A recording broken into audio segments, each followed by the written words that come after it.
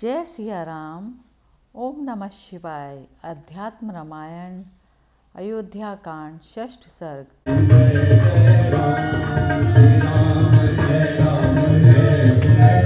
गंगा का अवतरण तथा भारद्वाज और वाल्मीकि जी से भेंट। श्री महादेव जी पार्वती जी से बोले।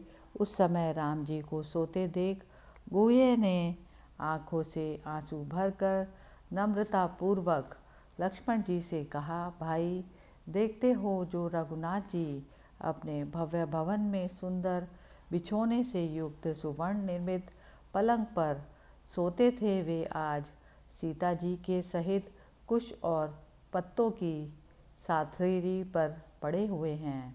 विधाता ने राम जी के इस दुख का कारण कैकई को बना दिया।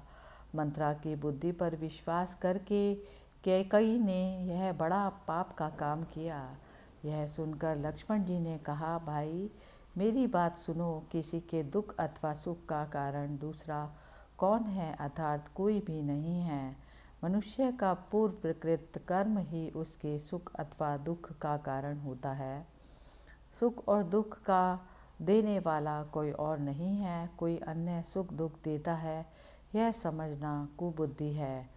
मैं करता हूँ यह वृथा अभिमान है, क्योंकि लोग अपने अपने कर्मों की डोरी में बंधे हैं। यह मनुष्य स्वयं ही पृथक पृथक आचरण करके उसके अनुसार सुहृद मित्र शत्रु उदासीन द्वेष्य मध्यस्थ और बंधु आदि की कल्पना कर लेता है। अतः मनुष्य को चाहिए कि प्रारब्ध अनुसार सुख या दुख जो भी कुछ जैसे प्राप्त हो उसे वैसे ही भोगते हुए सदा प्रसन्नचित्त रहे। हमें ना तो भोगों की ही प्राप्ति की इच्छा है और ना उन्हें त्यागने की। भोग आए या ना आए हम भोगों के अधीन नहीं हैं। जिस देश अथवा जिस काल में जिस किसी के द्वारा शुभ अथवा अशुभ कर्म किया जाता है उसे निसंदेह उसी प्रकार भोगना पड़ता है। अतः शुभ अथवा अशुभ कर्म फल के उदय होने पर हर्ष अथवा दुख मानना व्यर्थ है, क्योंकि विधाता की गति का देवता अथवा दैत्य कोई भी उल्लंघन नहीं कर सकता। मनुष्य सदा ही दुख और सुख से घिरा रहता है, क्योंकि मनुष्य शरीर पाप और पुण्य के मेल से उत्पन्न होने के कारण सुख दुख में ही है। सुख के पीछे दुख और दुख के पीछे सुख आता है। ये दोनों ही दिन और रात्रि के समान जीवों से अलंघनीय हैं। सुख के भीतर दुख और दुख के भीतर सुख सर्वदा वर्तमान रहता है। ये दोनों ही जल और कीचड़ के समान आपस में मिले रहते हैं। इसलिए विद्वान लोग सब कुछ माया ही है इस भावना के कारण इष्ट या अनिष्ट की प्राप्ति में धैर्य रखकर हर्ष या शोक नहीं मानते। गुह और लक्ष्मण के इस प्रकार बातचीत करते करते आकाश में उजाला हो गया। तब रामचंद्र जी ने सावधान पूर्वक आचमन कर प्रातः क्रिया की और बोले, मित्र शीघ्र ही मेरे लिए एक सुदृढ़ नौका लाओ। राम के ये वचन सुनकर निषाद राज गुह्य स्वयं ही एक सुलक्षण संपन्न सुदृढ़ नौका ले आए और बोले, स्वामिन सीता और लक्ष्मण के सहित नाव पर चढ़िए। अपने जाति भाइयों के साथ मैं स्वयं इसे सावधानतापूर्वक चलाऊंगा। तब रघुनाथ जी ने इसे बहुत अच्छा कह प्रथम शुभ लक्षणा सीता जी को उस पर चढ़ाया। फिर गुह्य का हाथ पकड़कर श्री अच्युत भगवान श्री रघुनाथ जी स्वयं चढ़े। उसके बाद अपने आयुधादि को रख श्री लक्ष्मण जी नौकारूढ़ हुए। तब गुह ने अपने जाति भाइयों के सहित स्वयं नौका चलाई। जिस समय नाव गंगा जी के बीच पहुंची, तब जानकी जी ने गंगा जी से प्रार्थना की, देवी गंगे मैं तुम्हें प्रणाम करती हूँ। वनवास से लौटने पर मैं राम और लक्ष्मण के सहित तुम्हारी पूजा करूँगी। इस प्रकार प्रार्थना करने के पश्चात वे शनै शनै पार उतरकर आगे चलने लगे। तब गुह्य ने श्री रघुनाथ जी से कहा, हे राजेंद्र मैं भी आपके साथ ही चलूँगा। आप मुझे आज्ञा दीजिए, नहीं तो मैं अपने प्राण छोड़ दूँगा। निषाद पुत्र के वचन सुनकर श्री रामचंद्र जी ने उनसे कहा, मैं 14 वर्ष दंडकारण्य में रहकर यहाँ फिर आऊँगा। मैं जो कुछ कहता हूँ सत्य ही कहता हूँ। राम की बात कभी मिथ्या नहीं हो सकती। ऐसा कह राम जी ने भक्त गुह्य को ढाढ़स बंधाया, उसे बारंबार गले लगाकर विदा किया। तब निषाद राज गुह्य बड़ी कठिनता से घर लौटे। उसके बाद जानकी जी और लक्ष्मण जी के सहित श्री रामचंद्र जी भारद्वाज मुनि के आश्रम के पास पहुंचकर बाहर खड़े हो गए। वहां एक ब्रह्मचारी को देख श्री रामचंद्र जी ने कहा, हे बेटों, मुनिवर से जाकर कहो कि दशरथ का पुत्र सीताराम और लक्ष्मण के सहित आश्रम के बाहर खड़ा है। रघुनाथ जी का यह कथन सुनकर ब्रह्मचारी ने तुरंत ही मुनिवर के पास जाकर उनके चरणों में सिर रखकर कहा, भगवान पत्नी और छोटे भाई के सहित श्रीमान रामचंद्र आए हैं और आश्रम के बाहर खड़े हैं। उन देवतुल्य श्री राम जी ने मुझसे कहा है कि मुनिवर भारद्वाज को इसकी यथा योग्य सूचना दो। यह सुनकर मुनिनाथ भारद्वाज सहसा उठ खड़े हुए और अर्घ्यपाद्यादि लेकर राम के पास आए। राम को देखकर उन्होंने लक्ष्मण जी सहित उनकी नियमानुसार पूजा की और कहा, हे राम, हे कमल नयन रघुनंदन, आइए अपने चरण रज से मेरी पर्णशाला को पवित्र कीजिए। ऐसा कह वे सीता जी के सहित दोनों रघुकुमारों को अपनी कुटिया में ले आए और फिर उनका भक्तिपूर्वक पूजन कर भली प्रकार आतिथ्य स्वीकार किया। उसके बाद मुनिवर बोले, राम, आज आपके सगावम से मेरी तपस्या पूर्ण हुई। रघुनंदन, मैं आपका भूत और भविष्यत संपूर्ण वृत्तांत जानता हूँ। मैं यह भी जानता हूँ कि आप साक्षात परमात्मा हैं और कार्य की सिद्धि के लिए ही माया से मनुष्य रूप में आए हैं। पूर्व काल में ब्रह्मा से के प्रार्थना करने से जिसलिए आपने अवतार लिया है, जिसलिए आपको वनवास हुआ है और जो कुछ भी आप आगे करेंगे वह सब आपकी उपासना द्वारा प्राप्त हुई ज्ञान दृष्टि से मैं जानता हूँ। हे रघुश्रेष्ठ, आपसे मैं अधिक और क्या कहूँ। मैं तो कृतार्थ हो गया जो आज प्रकृति से परे साक्षात पुरुषोत्तम आप का कुतस्थ नंदन को देख रहा हूँ। तब सीता और लक्ष्मण के सहित श्री रामचंद्र जी ने उन्हें प्रणाम करके कहा, ब्राह्मण, हम क्षत्रिय कुलोत्पन्न हैं, अतः आपकी कृपा के पात्र हैं। इस प्रकार परस्पर एक दूसरे से कहने के उपरांत वे मुनि के यहाँ ठहर गए। प्रातःकाल जागने पर श्री रघुनाथ जी मुनि कुमारों की बनाई हुई डोंगी पर चढ़कर यमुना के पार हुए और मुनिवर के बताए हुए मार्ग से चित्रकूट पर्वत की ओर चले, जहाँ वाल्मीकि जी का आश्रम था। उस ऋषिगण से भरे हुए नाना मृग और पक्षियों से समाकुल तथा सर्वदा फल पुष्पादि से परिपूर्ण वाल्मीकि जी के आश्रम में जाकर श्री रामचंद्र जी ने देखा कि मुनिश्रेष्ठ वाल्मीकि जी बैठे हुए हैं। तब श्री रामचंद्र जी ने लक्ष्मण और सीता के सहित उन्हें सिर झुकाकर प्रणाम किया। तब श्री वाल्मीकि जी ने सुंदर कमल के समान नेत्र वाले, कामदेव की सी आकृति वाले, जटा मुकुटधारी, त्रिलोक मोहन लक्ष्मीपति श्री रामचंद्र जी को सीता और लक्ष्मण के सहित देखा। उन्हें देखते ही श्री वाल्मीकि जी सहसा उठ खड़े हुए। उनके नेत्र आश्चर्य से निमेष शून्य हो गए और उन्होंने नेत्रों में आनंद अश्रु भर परमानंद स्वरूप श्री रामचंद्र जी का आलिंगन किया तथा अति भक्ति भाव से जगत पूज्य भगवान राम की अर्घ्य आदि से सादर पूजा कर उन्हें मीठे मीठे फल मूल आदि फल खिलाकर उनका लालन किया। तब श्री रघुनाथ जी ने अति नम्रतापूर्वक हाथ जोड़कर श्री वाल्मीकि जी से कहा, हम पिताजी की आज्ञा मानकर दंडक वन में आए हैं। आप सब कुछ ही जानते हैं, फिर हम आपको इसका कारण क्या बताएं। अब आप मुझे कुछ ऐसा स्थान बताइए जहां मैं सुखपूर्वक रह सकूं। आपके बताए हुए उस स्थान में मैं सीता के साथ रहकर कुछ समय बिताऊंगा।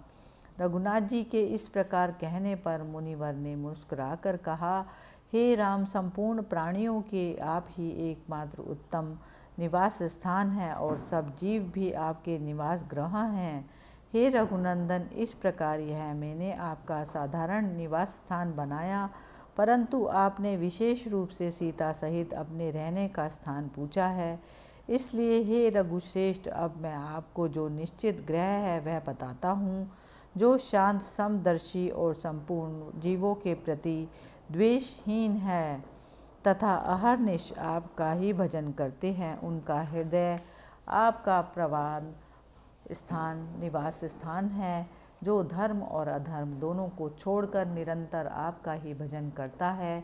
हे राम, उसके हृदय मंदिर में सीता के सहित आप सुखपूर्वक रहते हैं। जो आप ही के मंत्र का जाप करता है, आप ही की शरण में रहता है तथा द्वंद्वहीन और निष्प्रिय है, उसका हृदय आपका सुंदर मंदिर है। जो अहंकार शून्य, शांत स्वभाव, राग द्वेष रहित और मृत पिंड, पत्थर और सुवर्ण में समान दृष्टि रखने वाले हैं, उनका हृदय आपका घर है। जो आप ही में मन और बुद्धि को लगाकर सदा संतुष्ट रहता है और अपने समस्त कर्म आप ही को अर्पण कर देता है, उसका मन ही आपका शुभ ग्रह है। जो अप्रिय को पाकर द्वेष नहीं करता और प्रिय को पाकर हर्षित नहीं होता तथा यह संपूर्ण प्रपंच माया मात्र है, ऐसा निश्चय कर सदा आपका भजन करता है, उसका मन ही आपका घर है। जो सत्ता, जन्म लेना, बढ़ना, बदलना, क्षीण होना और नष्ट होना, इन 6 विकारों को ही शरीर में ही देखता है, आत्मा में नहीं, तथा क्षुधा, तृषा, सुख, दुख और भय आदि को प्राण और बुद्धि के ही विकार मानता है और स्वयं संसारिक धर्मों से मुक्त रहता है, उसका चित्त आपका निज ग्रह है। जो लोग चिद्वन्, सत्य स्वरूप, अनंत, एक, निर्लेप, सर्वगत और सतुल्य आप परमेश्वर को समस्त अंतःकरणों में विराजमान देखते हैं, हे राम, उनके हृदय कमल में आप सीता के सहित निवास कीजिए। निरंतर अभ्यास करने से जिनका चित्त स्थिर हो गया, जो सर्वदा आपकी चरण सेवा में लगे रहते हैं तथा आपके नाम संकीर्तन से जिनके पाप नष्ट हो गए, उनके हृदय कमल में सीता के सहित आपका निवास गृह है। हे राम, जिसके प्रभाव से मैंने ब्रह्म ऋषि पद प्राप्त किया है, आपके उस नाम की महिमा का कोई किस प्रकार वर्णन कर सकता है। पूर्व काल में मैं किरातों के साथ रहता था और उन्हीं के साथ रहकर बड़ा हुआ। मैं निरंतर शूद्रों के आचरणों में रत रहता था। मेरी द्विजातीयता केवल जन्म मात्र की ही थी। मुझ अजितेंद्रिय के शूद्र के गर्भ से बहुत से पुत्र उत्पन्न हुए। उस समय चोरों के सगामम से मैं भी पक्का चोर हो गया था। जीवों के अंतःकर्ता काल के समान मैं सदा धनुष बाण धारण किए रहता था। एक दिन एक घोर वन में मैंने साक्षात सप्त ऋषियों को जाते देखा। वे अपनी प्रभा से अग्नि और सूर्य के समान प्रकाशमान थे। उनके संपूर्ण वस्त्र आदि छीनने की इच्छा से मैं लोभ के वश होकर उनके पीछे दौड़ा और बोला, ठहरो ठहरो। तब मुनीश्वरों ने मेरी ओर देखकर पूछा, हे द्विज अधम, क्यों आ रहा है? मैंने कहा, हे मुनि श्रेष्ठ गण, मेरे बहुत से भूखे कुल कल तत्रादि है, अतः उनके पोषण के लिए मैं आ रहा हूँ। उन्हीं का पालन पोषण करने के लिए मैं वन पर्वत आदि में घूमता फिरता हूँ।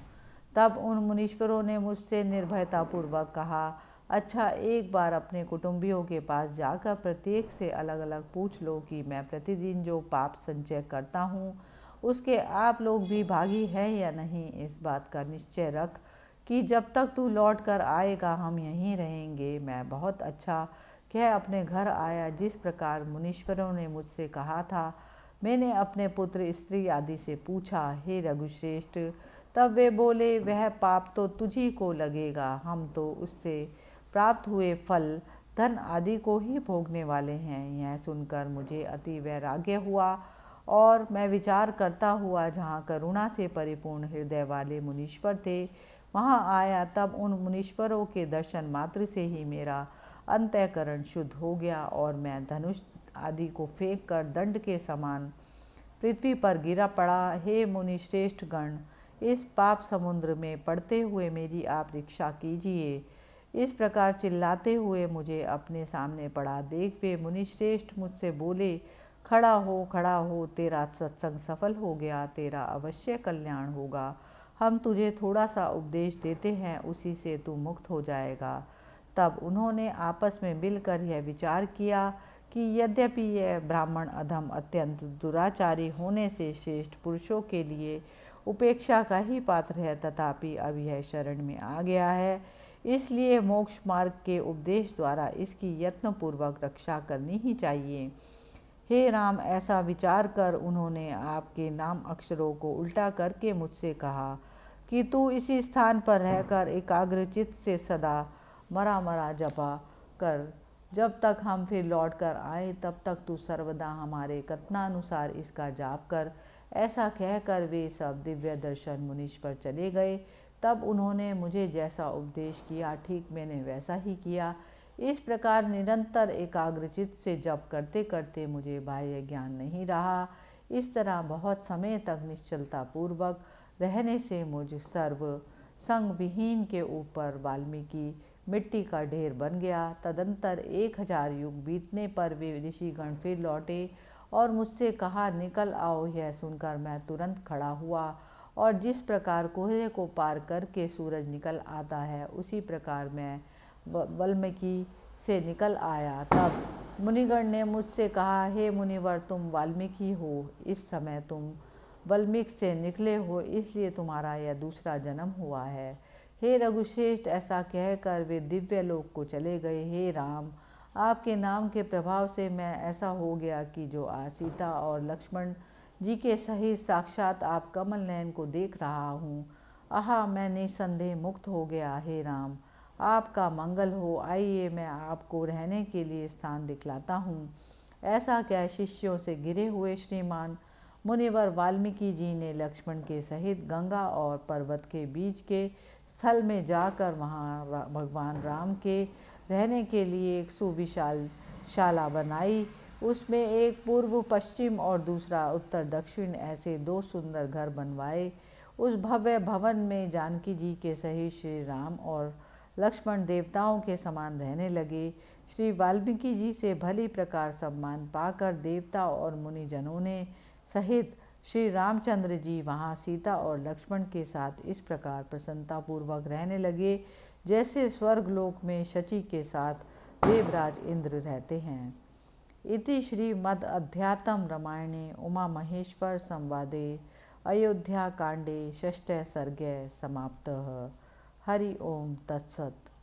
मंगल भवन अमंगल हारी, द्रवउसो दशरथ अजीर बिहारी।